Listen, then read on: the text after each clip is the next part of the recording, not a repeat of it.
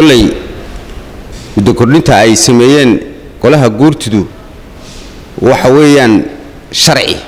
حق باني يقول لي نساء الدستور كان السيء مركع أي دولة وقت جيدو لما عضو سي دور شوين كيوح مركع الله صعدو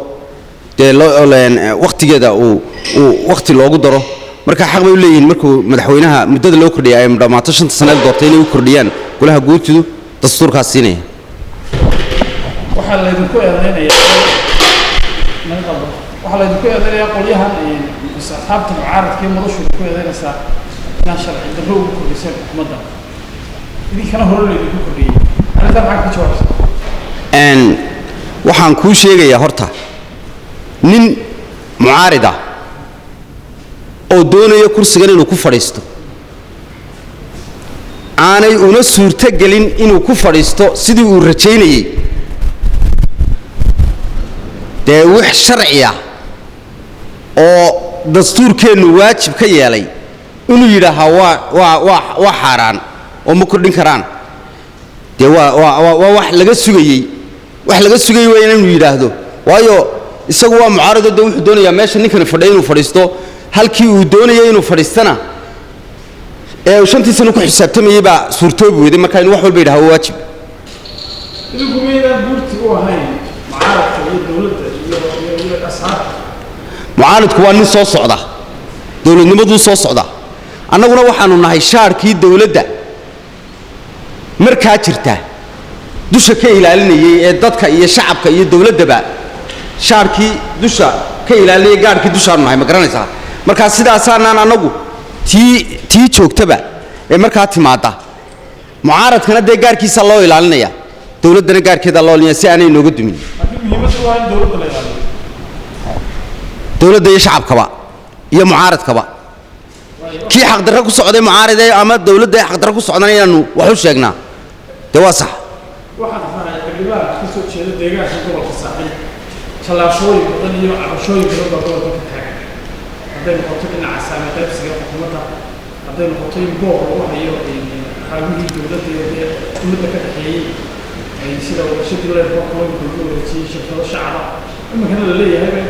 birihii spare part ay warshada dhex yaalla anaga soo siiyey ay dowladdu danayna soo gaara marnaba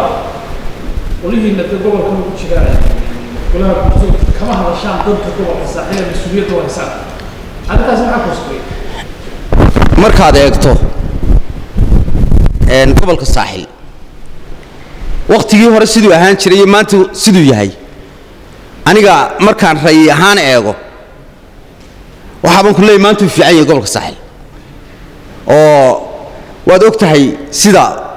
gudihiisii loo dhisay ama laamiyadiisii loo dhisay sidoo u dhismayo dhismuhu u socdo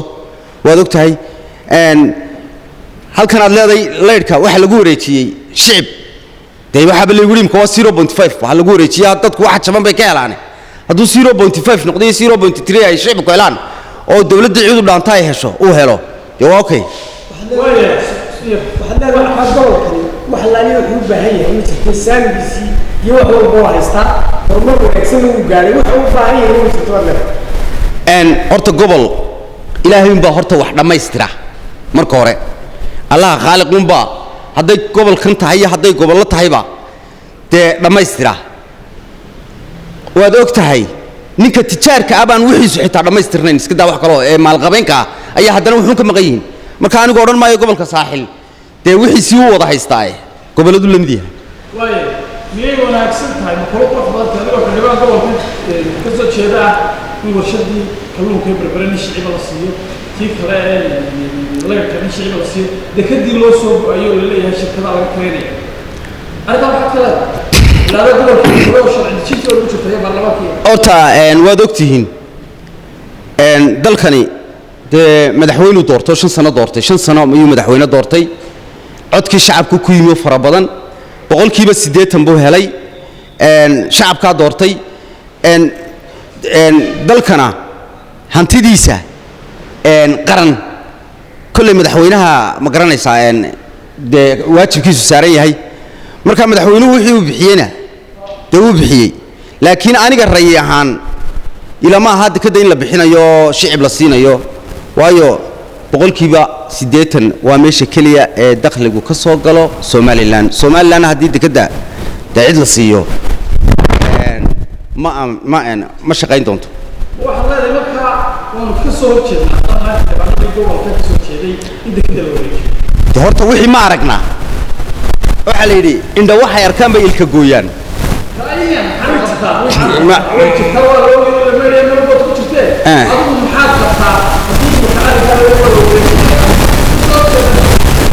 haddii dekada shicib lagu wareejinayo tan eeg horumarku waa laba waad og tahay dekadaha caalamku shicibka lagu wareejiyey sida Djibouti oo kale sidii Djibouti oo kale loogu wareejiyey imika waxa ka taagan waad og tahay marka dekadu haddii dekad kale meelo bannaan bay leedahay oo la sameeyo oo horumar noqonaysa haddii dekad kale la sameeyo dekada laga ag sameeyo meelaha u bannaan laga sameeyo shirkad lagu wareejinayo waa horumar laakiin inta la wareejiyo waa ka soo jeedo tan in la wareejiyo shicib lagu wareejiyo Somaliland ma ka maarmin ba shicib ma haysto shirkadda lafteeda Somaliland ma ka maarmin ba in la wareejiyo kowde aniga taa waxba igu celcelinayay waxaan ku yiri horumarka dalku u baahan yahay Somaliland dekada kale tan kaba way u baahan tahay shirkaduhu waxaan anigu u soo jeedin lahaa inay sameeyaan dekadaha kale in badan baa laga hadlay waa waxa jira dekadu waxaan u baahan lahaa inaad shicibka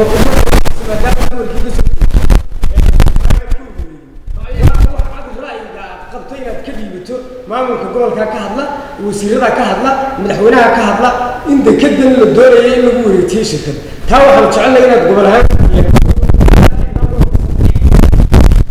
horta waan ogtay wasiiradu inay ka hadlayeen wasiiradu dekada la wareejinaya ma orday cid ugu wareejinaya cid bay wada hadal noo socdaan bay yiraahdeen wasiiradu ila waynu wada dhageysanayeen balba hadday dhacdo aan aragna de xildhibaan waxaa jirtay gobolka horumar badan ka socdo wax badan baa jiro cabashooyin sida isbitaalka dadka kale maanta laga yaabo inaan dhig joojin loo wado waxaa mararka qaarkood sheegay bisaas ku cunamay aduna xildhibaan gobolka maxaad arrintaa kale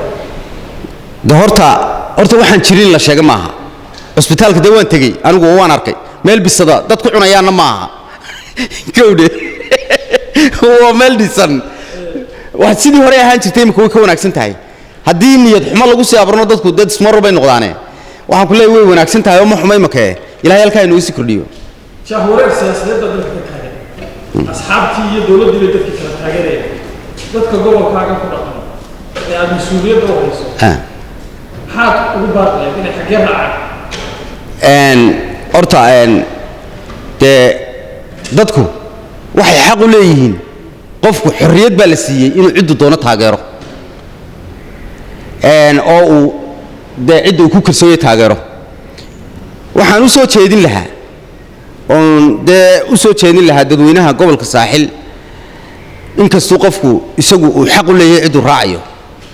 anigu ma odhanayo dee kala raaca oo hebel raaca iyo hebel raaca waayo waan u dhexeeyaa dadka waxaan leeyahay dee ciddii aadan moodaan ama aragtaan inay wax qabatay dee raaca